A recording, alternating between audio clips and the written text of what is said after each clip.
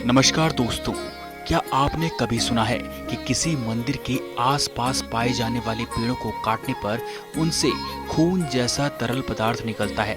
तो चलिए जानते हैं एक ऐसे ही मंदिर के बारे में जिसके चारों ओर पेड़ों को काटने पर उनसे खून जैसा तरल पदार्थ निकलने लगता है।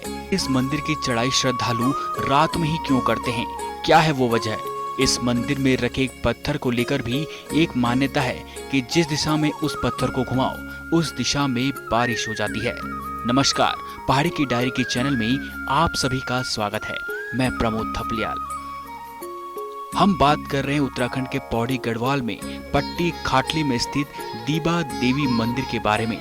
मंदिर अपने आप में रहस्य का भंडार है। माँ रसुलन दीबा आज भी अपनी अनोखे चमत्कार के लिए विख्यात है।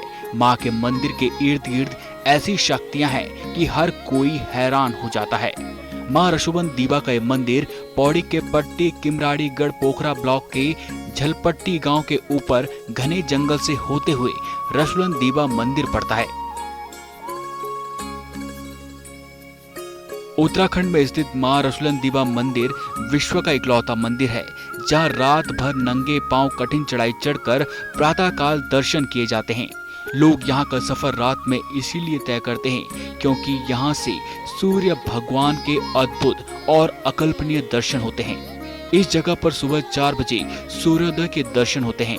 हिमालय और कैलाश पर्वत से जब सूर्य निकलता है तो 3 रंगों में अपना स्वरूप बदलता है। भगवान सूर्य का रूप सबसे अनोखा होता है, जिसमें पहले लाल रंग, फिर केसरिया और आखिर में चमकीले सुनहरे रंग में आता है।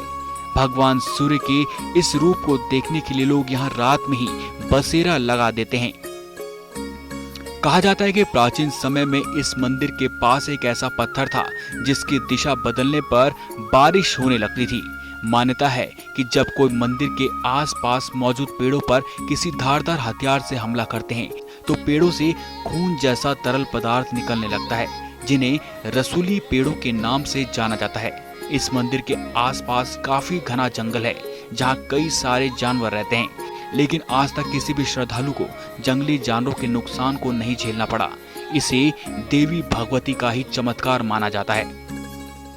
यहाँ की एक विशेषता यह भी है कि अगर कोई यात्री अछूता हो, यानी कि परिवार में किसी की मृत्यु या नए बच्चे का जन्म हुआ हो और अभी शुद्धि नहीं हुई है, तो वह कितना भी प्रयास कर ले यहाँ तक नहीं पहुँच सकता। लेकिन कोई कितना बूढ़ा हो या बच्चा हो, चढ़ाई से कोई भी समस्या नहीं होती। यह रास्ते पर एक ऐसे स्थान पर जल है जिसका एक गागरी पानी लोग इस मंदिर तक लेके जाते हैं, जो अनेकों की प्यास बुझाता है और इसी जल से लोग भंडारा करवाते हैं। देवों की भूमि उत्तराखंड में जब गोरखाओं ने आक्रमण करके अपने अधीन कर लिया था तो उन्होंने इस क्षेत्र पर भी अपनी सेना को भेजकर वहां के लोगों को जान से मारना शुरू कर दिया। तब दीबा माँ ने गोरखाओं से वहां के लोगों की रक्षा करते हुए अवतार लिया और एक आदमी के स्वप्न में आकर अपना वहां स्थान बताया था। दीबा माँ को इस क्षेत्र की रक्षक देवी भी कहा जाता है। माँ ने गोरखाओं का संहार करके उस स्थान को धन्य कर दिया।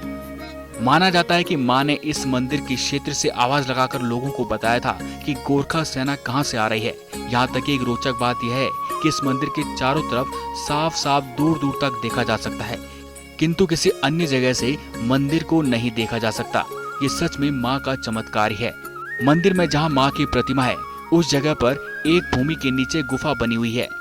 दीबा देवी इस गुफा में वहाँ के लोगों को गोरखा सेना से बचने के लिए छिपा दिया करती थी। आज ये गुफा समय के साथ साथ थोड़ी बहुत दिखाई देती है क्योंकि यह बहुत सारे पत्थरों के टुकड़ों से दब चुकी है।